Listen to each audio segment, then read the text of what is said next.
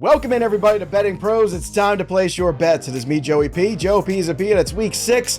So you know what that means. It's time to start looking at some of our favorite plays of the week. Andrew Erickson, the prop prophet, is here as always. He is fresh from a little extended vacation last week, but he is ready to go now.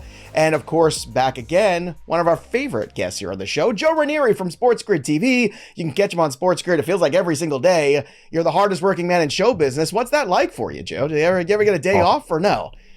Great. I'm so glad you texted me this morning because I really have no idea what day it is. So the fact that you helped me along with this has been great. I do know there is some football tonight, which ultimately is all that matters here at this time of year. Yes, there is football tonight. There is football on Sunday morning for those of us on the East Coast. There's football way too early in the morning for those of you on the West Coast. But there's a lot of football to talk about and a lot of bets to be made. Andrew Erickson, I know there's been a lot of injuries too. So in your opinion, have the injuries this week really impacted your look at some of these lines? Yeah, I think so, especially when you look at teams that have the cluster injuries where is one team just so much healthier than the other team. I think that in itself is just like looking at, I know last week I liked the Falcons a lot. And if you just looked at how healthy they were entering that game versus the team that they were playing, like they were the more healthy team. And sometimes that can be enough for a team to just kind of get that slight edge over a team that's potentially coming in more injured, more banged up. And if it's not as factored into the line itself. Yeah, Buffalo Bills defense too, man. Have they taken a lot of shots the last couple weeks? But lucky for them, they get the Giants this week, so shouldn't show up too much. But let's get to some of the picks before we do. Just a reminder, if you want some free stuff, all you got to do is drop a comment below and subscribe to our Betting Pros YouTube channel, because when you do, you could win an Odell Beckham Jr. Baltimore Ravens autographed jersey signed by Odell. He doesn't use it, so we're giving it to you, the people. We want you to take this jersey off of his hands. He signed it for you. And again, just click that little bell till it goes ding for notification so you know if you are the big winner of the Odell Beckham jersey. Comment, subscribe. That's it. It's real easy to do. Joe Raineri, you're our guest. Let's kick things off for week 6. What do you have for the people? All right, well, we'll start with the early game on Sunday. That's right. Those of you on the West Coast, so sorry. You'll have to get up early, just like us on the East Coast, to enjoy a little London affair between Baltimore and Tennessee. And I think this has got Baltimore written all over it. And I'll tell you why. Anybody to watch that game last week, you saw what? Baltimore's receivers dropped 7 passes in that game, including 3 potential touchdowns. And what I love is I love what Todd Monken has brought to Lamar Jackson and to this team. He's averaging more passes over 10 yards this season than he has ever before. That's what Monken brings to the table. He loves passing downfield. Those passes will not be dropped again this week. And I'll tell you why. The last time Baltimore was in England, playing in one of these games, it was embarrassing to say the least. I believe it was a 44-7 loss back in 2017. So Harbaugh, remembering that, decided that is not going to happen again. As soon as that game was over this weekend against Pittsburgh, guess where they left to? England. They had been there. They brought the entire team. We're talking video team, medical staff.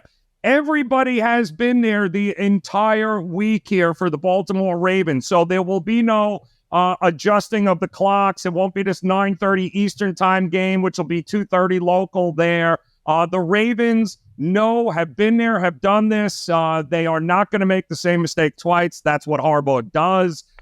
Tennessee can't run the ball, which is relying way too much on Ryan Tannehill. They got healthier on the offensive line, that being Baltimore. They're not going to be able to run against them.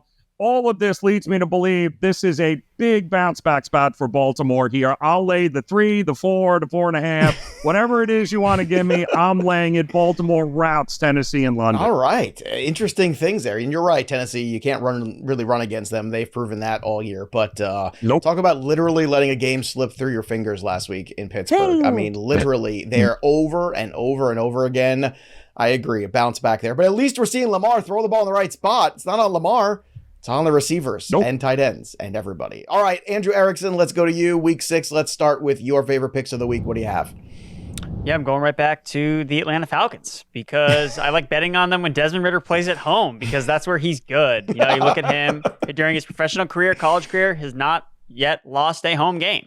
So as bad as he is when he plays on the road, when he's able to be kept upright in a clean pocket and operate the offense and get it to his playmakers, this offense can score points, and their defense is underrated. So, and we're also seeing regression kind of kick in favorably for the Falcons. Last year, lost 8 of their 10 one-possession games. This year, they're 2-0.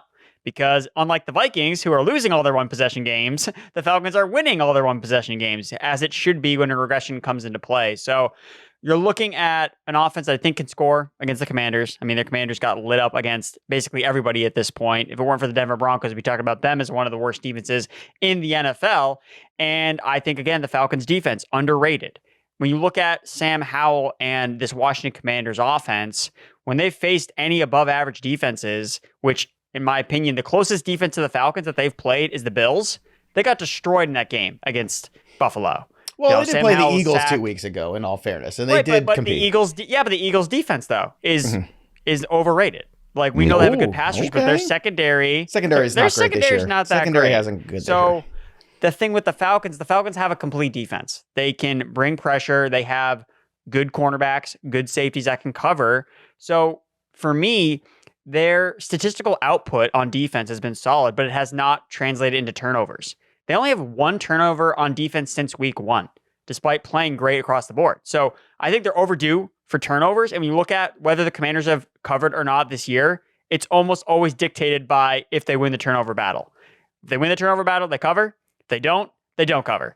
So I'm going to bet on regression again, kicking in for the Falcons at home with their defense, getting after Sam Howell, the sack machine himself, and they're going to get, I think it could be a rout, honestly. Interesting. So I'm going to go with the Falcons -2.5. All right, so the Falcons -2.5, as Scott Bogman has coined him a few weeks ago, Jekyll and Howell. We'll see which version shows up. You think Desmond Ridder has one of those sleep number beds, Erickson? You think that's why you play so well at home? Is that what it is? Does he set it to 68 degrees, and he's got he's a 4.5 on the sleep number scale. I don't even know if that's a thing, but I'm pretty sure. I don't know. I mean, he seems like a guy that's very much into routine, and maybe that's what kind of does it for him. I mean, the sleep number. I mean, it's not helping Dak Prescott. So that is true. I'm not so sure that is sleep a good number point. is the key for any of these NFL quarterbacks. Maybe it's time to get rid of him as the spokesman if you're the sleep number people. You're like, hey, look, Dak, it's been a good run, but maybe we're going to go pivot to somebody else. Let's pivot to another game here. Joe Raineri, what do you have in week 6 for the folks?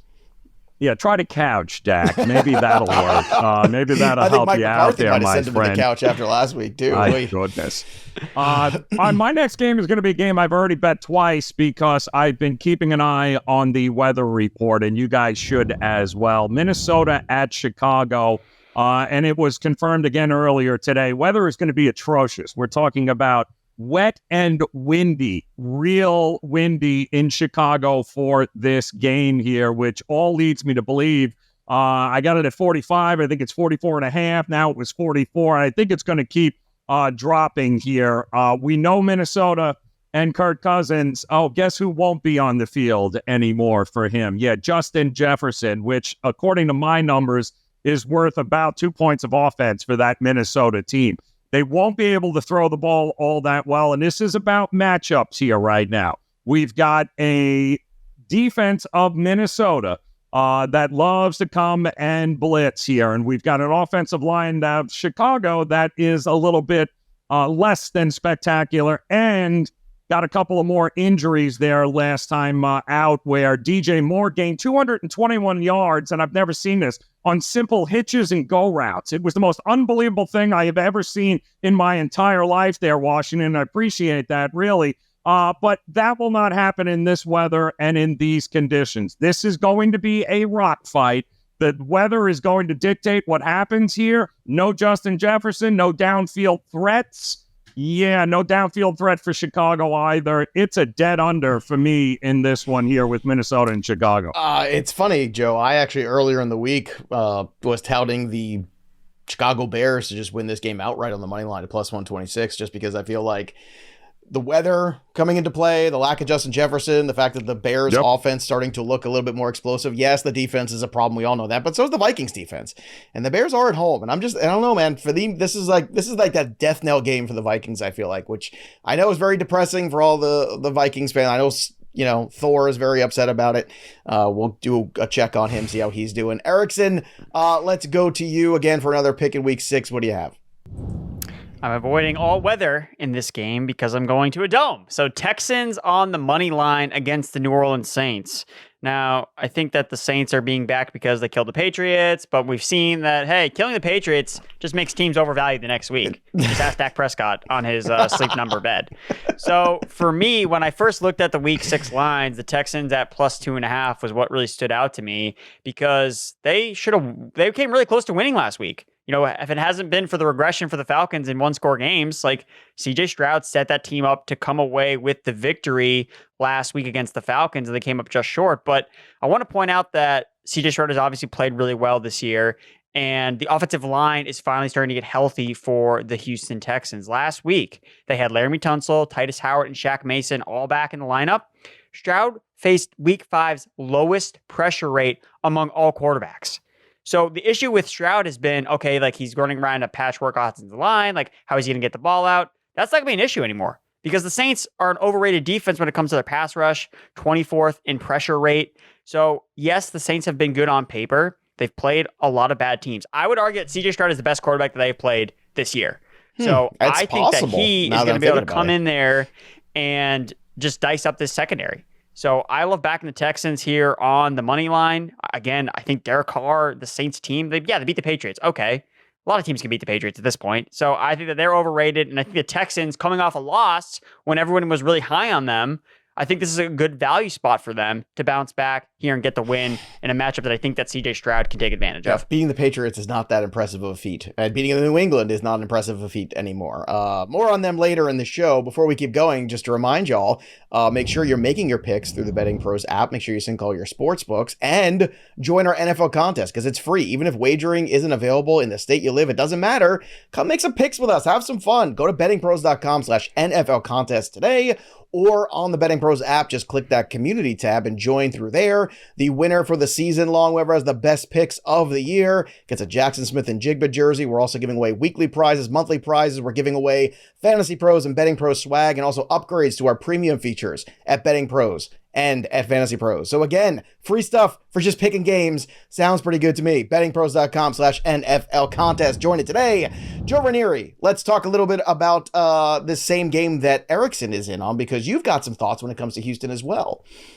Yeah, I'm absolutely agree with him. This New Orleans defense might just be the most overrated group in the National Football League, given who they've played through the first 5 weeks here. I mean, when the Titans, who rank 19th offensively in yards per play, are the best offense that you have faced thus far this year, no, there are going to be. I love the over in this. I think Houston's offense, and he mentioned it there with Tunsil, Titus Howard back, healthy.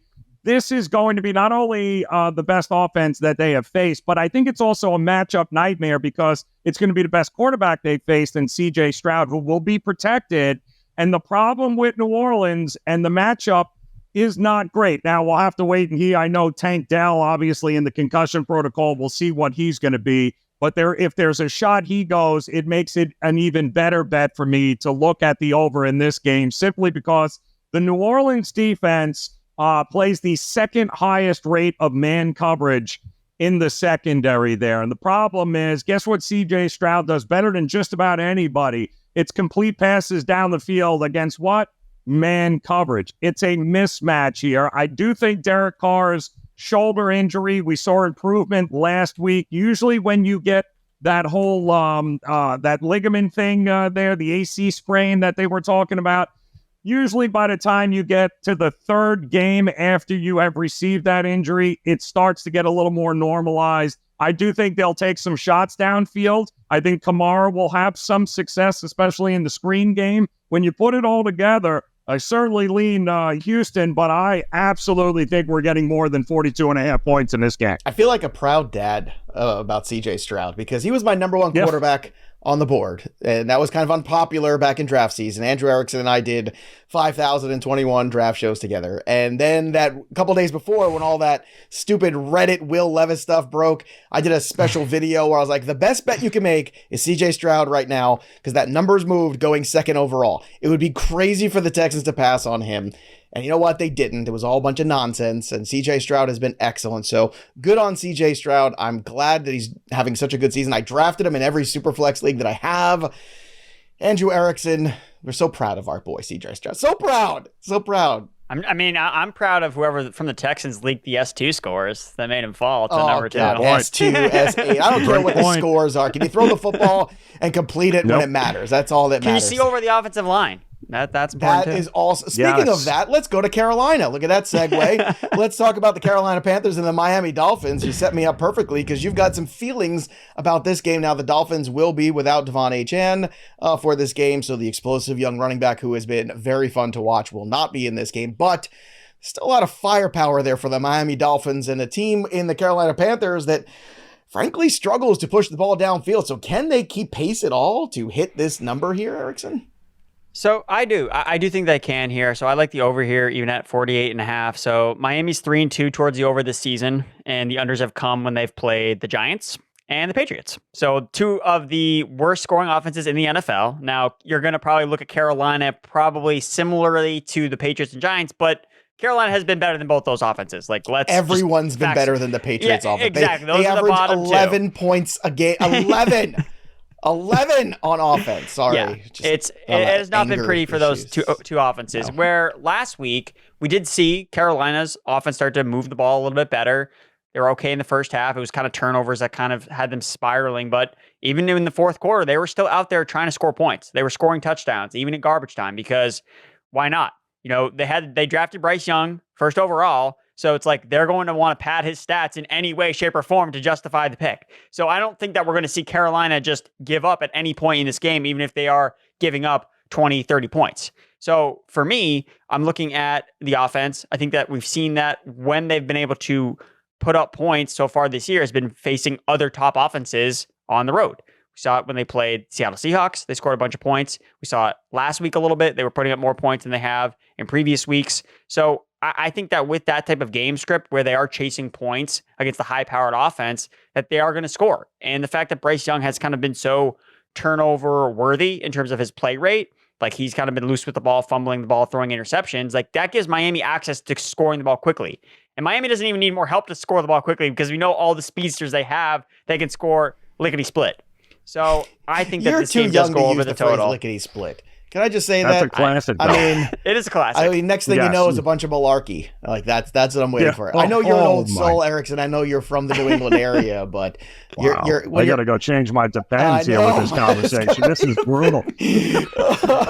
Let me tell you, man. I hope you're right, and I think you make a good argument for it. That's for sure. Remember, everybody, too, as you're trying to stay on top of all the stuff here going on, you know, from now until kickoff, make sure you're looking at the line movement alerts you can get on the BP app, because you could set certain games for those game notifications. So, you know, if you're anticipating maybe some line movement, or as Joe pointed out earlier, you know, some weather is going to be affecting some of these games here.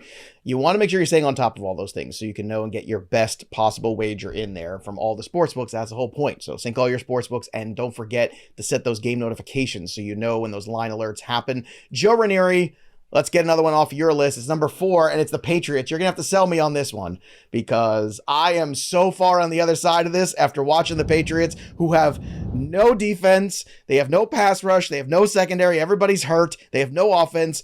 How in the world are you justifying New England in the -3? I got to. Well, it's simple. Jimmy Garoppolo makes life very easy here. No, listen, we're talking about as bad as New England has been, there are situationally, this is a spot you want to go with the home team getting, or you want to go with the team getting points, given how bad they have been over these last stretch of games here. And it's no doubt been disgusting. But I'll take you back a year ago. While New England's offensive line, I think they ranked close to dead last, if not 30th, in pass blocking efficiency this year, which also explains a lot of the problems that Mac Jones has been having.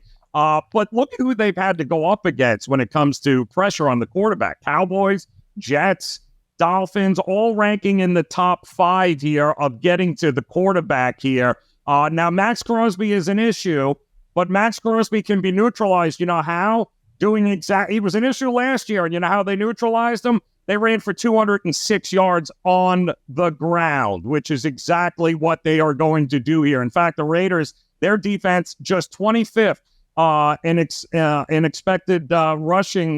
Their ability to be able to stop the rush has not been great. So if New England wants to get back on track, and no doubt they are looking to score more than, well, the points that they have scored the last couple of weeks. It's going to happen. Just score, Joe. You could have stopped if they're looking to score. Well, we don't set the bar high. We just want to go above that bar.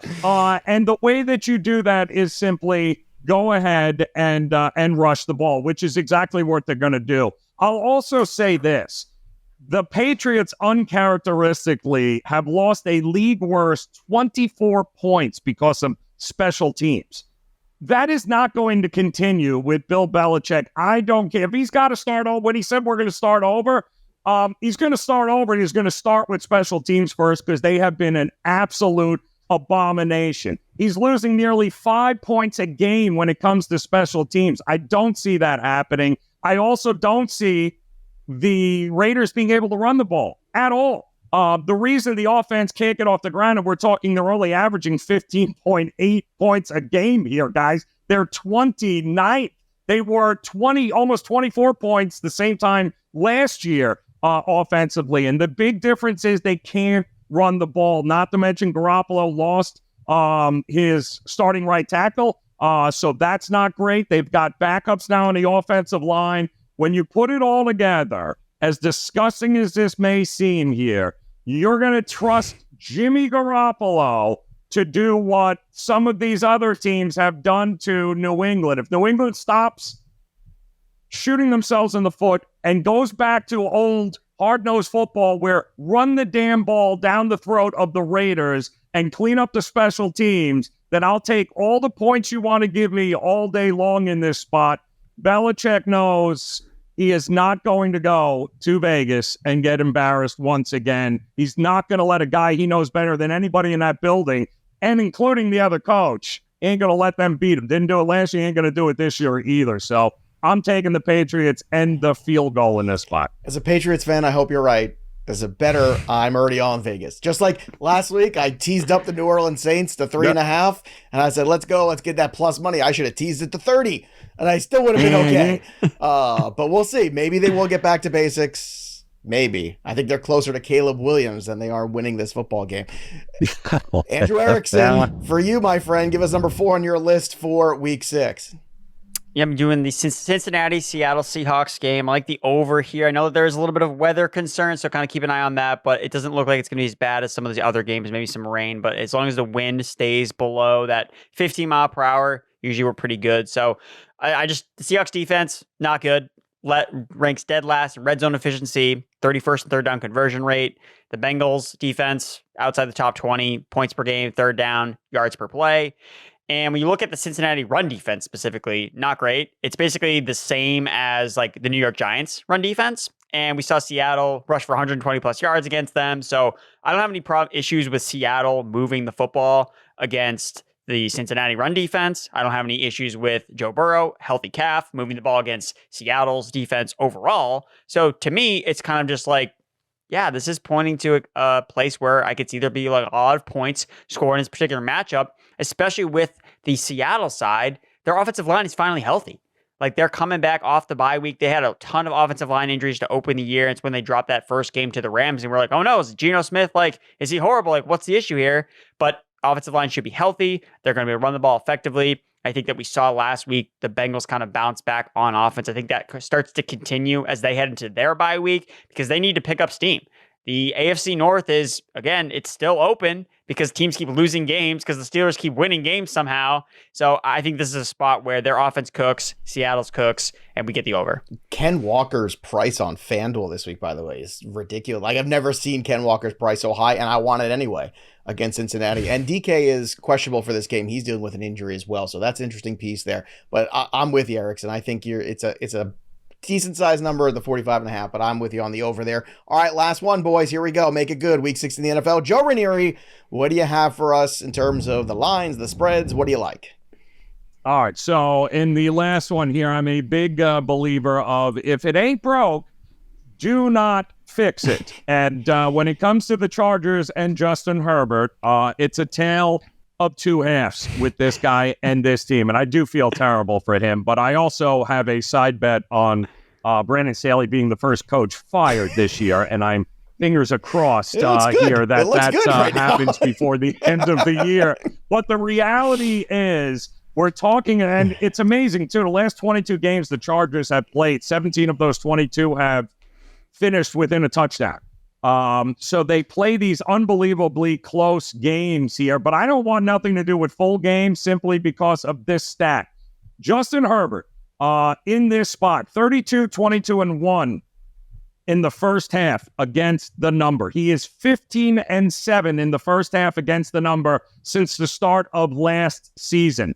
The biggest problem with Justin Herbert and the Chargers, anybody want to take a guess, is they burn money in the second half, because whatever lead, and they usually do have the lead in the first half, because given all their faults, they usually script a good enough start to the game plan and lead the game, but then go into the half, and when the other team adjusts, guess what happens? They get absolutely buried. He, since 2005, ranks as 247th of the 250 quarterbacks least profitable in the second half. I want nothing to do in a full game on this, but if it ain't broke, I am not fixing it. The guy is an absolute ATM machine. This Chargers team has been an ATM machine early in games. I am taking them on the money line in the first half against Dallas, but unfortunately, it probably won't stick in the second half because, again, if it ain't broke,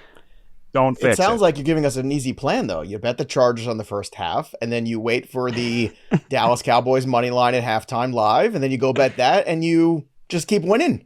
Like that. I mean, this is the perfect script. Joe Raineri, this is a gift you've given the people. Thank you so much today. Yeah. I can't wait to do this on Sunday. This is exactly what I'm doing. No, it's Monday night. It's the Monday night game. Even better. Monday night special. More focus. That's even better. I forgot. This is the Monday night game. Yes, it's perfect. Fantastic. All right, Andrew Erickson, close us out here strong. Last pick for week 6. What is it?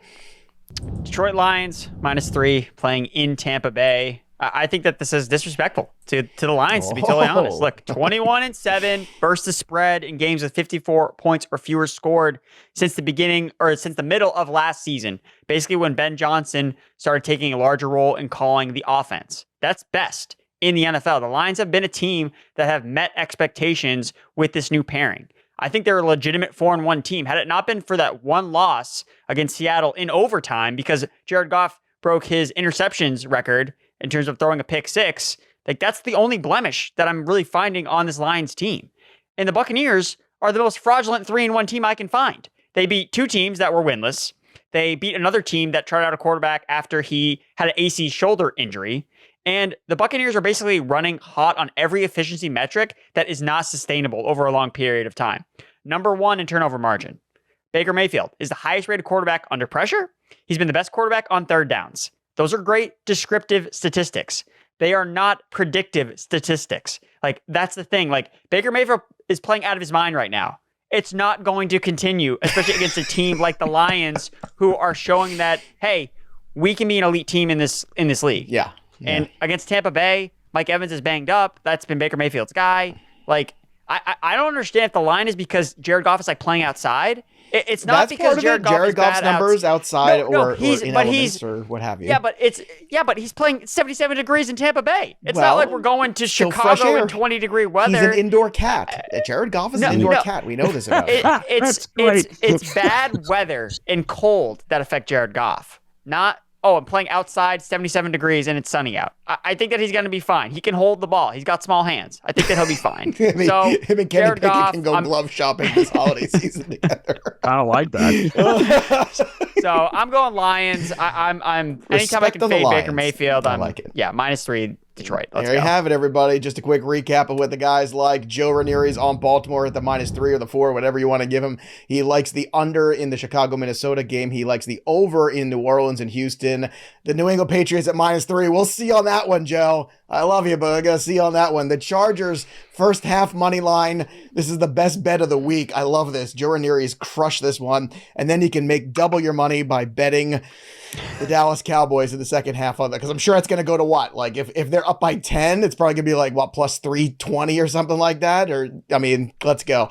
Erickson's favorite bets, the Falcons minus 2.5, the Texans on the money line, Miami, Carolina over 48.5, Cincinnati, Seattle over 45.5, and the Lions minus 3. Gentlemen, so much fun. Great insight, great stuff. Follow Joe Raineri over on X at Joe Raineri and check him out every single day over at Sports Grid TV. Talking ball, talking everything. He does baseball, he does football. I mean, he might even do basketball nowadays. I don't know. Joe Raineri doesn't know what day it is. He doesn't get any sleep.